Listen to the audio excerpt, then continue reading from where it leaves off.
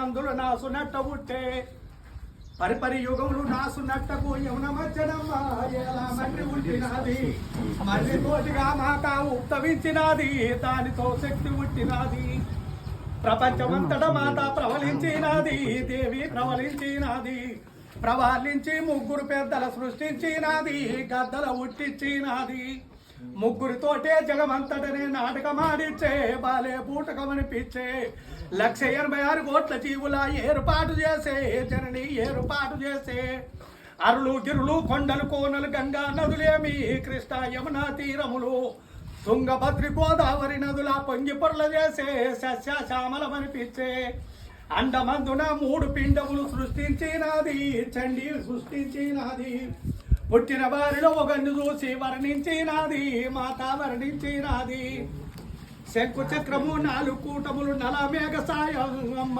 విష్ణుమూర్తి మీద కామముతోటి విష్ణుమూర్తి మీద ప్రేమ కోరినది తల్లి అడగ దూరినది అమ్మతో ప్రేమ వలదు వంట ఒప్పలేదు సుమ్మ విష్ణు ధిక్కరించగాను కామములోన తికమకలాడి కన్ను తెరిచినది విష్ణును భస్మము గావించే అదే విధముగా బ్రహ్మను గోరగ భయము చెందినాడు అమ్మని వరుస కలిపినాడు కామంలోన తికమకలాడి కన్ను తెరిచినది బ్రహ్మను భస్మము గావించే ఇద్దరి గతులు చూసి ఈశ్వరుడు యుక్తి పొందినాడు చక్కని నటన చేసినాడు కోమలాంగి నువ్వు తానవాడినము కోరిక తీర్చదాను అనగా నమ్మినాది విరమ సర్వవేదములు చక్రములు చేతులు పెట్టి అగో అక్కడ పుట్టింది చండి ఫస్ట్ చండి పుట్టినాక దాని అవతారం చెప్పాలంటే బాగున్నది అటెనక ఉమా గౌరీ అని చెప్పి వాళ్ళు ముగ్గురు 3 భాగములు అయిపోయారు ఆ శక్తి అయితే దాని లోపట్ల 2 నశించిపోయినాయి అంటే భరించలేక బాధలు నశించిపోతే అక్కడ దక్కింది ఏంటిది మన ఈశ్వరుని వంటి ఇప్పుడు ఏమున్నదంటే అన్ని మఠాలు దూరం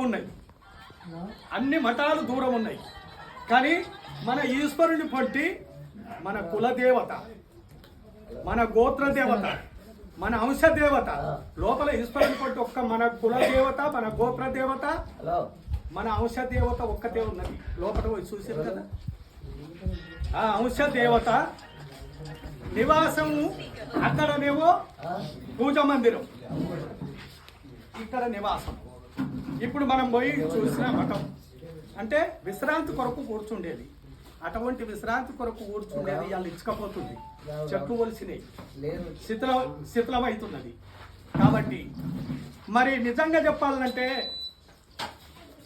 మన అంశం చండీశ్వర మల్లికార్జున భైరవ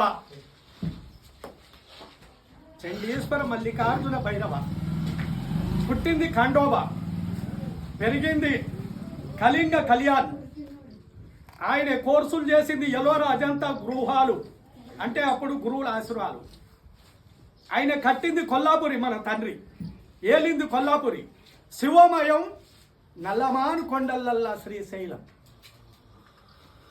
ఆయన సమాప్తం అక్కడ మన చండీశ్వరి ఉన్నది మన గోత్రధారి అక్కడ ఆ శ్రీశైల పర్వతాలన్నీ ఏమిటి మీద ఉన్నాయి అంటే ఇప్పుడు నేను చెప్పిన చూడు నాసున్నట్టకే ఉండవచ్చు అన్ని పుట్టినాయి కానీ ఆహారం పుట్టలే అప్పుడు ఆహారం లేక తల్లడిల్తున్నారు ఆహారం కొరకు అందరూ ఇక్కడ కూర్చున్న ఆలోచన చేస్తున్నాం మరి ఎట్లయితే మనకు ఈ ఆకలి తీరాలి అని ఆలోచన చేసారు చేష్టలకు అరే ఈ సత్యర్ సముద్రం లోపట్ల అన్నం ఉందాట అన్న తెలిసింది ఒకరు మరి అది బయటకి ఎంత రావాలి అని చెప్పి ఒక పర్వతాన్ని కవ్వం చేసి ఒక సర్పాన్ని తాడు చేసి దాన్ని బట్టి పిండుతా ఉంటే లోపలికి పోతుంది ఏది ఎన్నో అవతారాలు పెట్టినా ఆగుతలేదు ఆఖరి కత్తే కూర్మ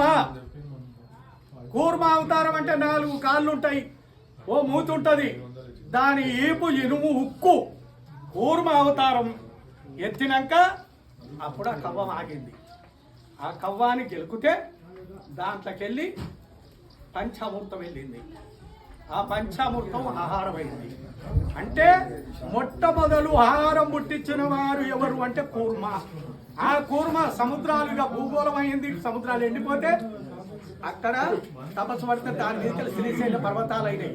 ఆ పర్వతాల మీద మన తండ్రి మల్లన్న ఆగలేకపోయి అక్కడ శివోమయమైండు. శివోమయం అయితే ఇద్దరు భార్యలు పోయి మొక్కింది. అయ్యా మమ్మల్ని చేసుకుంటే కానీ ఇళ్ళని లేపాయి పనులు లేపాయి అంటే ఇక నేను సంసారానికి పరికెచ్చటోని కాదు, మరి మాకేమిస్తాం అంటే నీకో ఇన్నుంటి ఇద్దరు నీకో ఇన్నుంటి ఇద్దరు కోరుకోమంటే సరే ఇన్నుంట ఇద్దరు కొడుకులు అక్కడ కురుమ మరి వాళ్ళు ఉట్టిరు కాని వాళ్ళ తల్లి కాపుది, తండ్రి ఈశ్వరుడు. మరి వీళ్ళ కులం ఏంటిది అని అంటే అక్కడ చండీశ్వర మహాముని ఉన్నాడు. మా తండ్రి అక్కడికి పోయి అడుగుపో చెప్తాడు గోత్రం అన్నాడు. అక్కడికి పోయి అడిగితే ఏమన్నాడట, అమ్మా మనం దేని మీద ఉన్నాము అంటే గుట్టల మీద, గుట్టలు కాదు పిచ్చి, దీని కింద కూర్మ ఉన్నది, కూర్మ మీద మీరు పుట్టిర్రు కాబట్టి కుర్మవాన్లు. మరి కుర్మవాన్లు అయితే ఏం చేసుక బతుకుడు, కూర్మ మీద మనం పుట్టినాము. అప్పుడు కురుమ మనం పుట్టిన మన జన్మస్థానం అది అంటే అప్పుడు మరి ఏం చేసుక బతుకుడు అంటే తల్లిదండ్రికి జ్యేష్ఠ పుత్రుడేమో నాకు పూజారి, కనిష్ట పుత్రుడు పూజారి, తక్కినోళ్ళు గొంగాళ్ళు గొర్రెలు కాసుకుంటూ బూర్లు వేసుకుంటాం, గొంగాలు కాసుకుంటాం. ఇంత మనం గింత అయినాం. ఆనాడు మన పెద్దలకు చదువు లేదు, శాస్త్రం లేదు, సంచార జాతి అడుగులు పట్టుకొని తిరిగిండ్రు ఆనాడు. మరి ఆనాడు శ్రీమంత్రమే మనము గొర్రె మాణిక్యం పోవు బంగారం అన్నారు.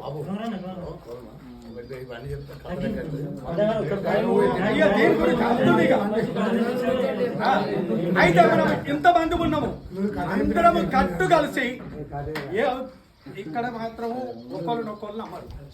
మన మతానికి ఒక ట్రస్ట్ ఏర్పాటు చేయాలి. జై కుర్మా, జై కుర్మా. దేన్ని నమ్ముతాం అంటే ఒక ట్రస్ట్ నమ్ముతాం. ఆ ట్రస్ట్ ఏర్పాటు చేసి దానికి ఇక ఇక్కడ వాళ్ళు మెసిలిచ్చినా కదిలేటట్టు లేరు, కదిలిచ్చినా మెసిలేటట్టు లేరు. కాబట్టి ఇవాళ వచ్చి అదే నడకన వేయినట్టు కాదు.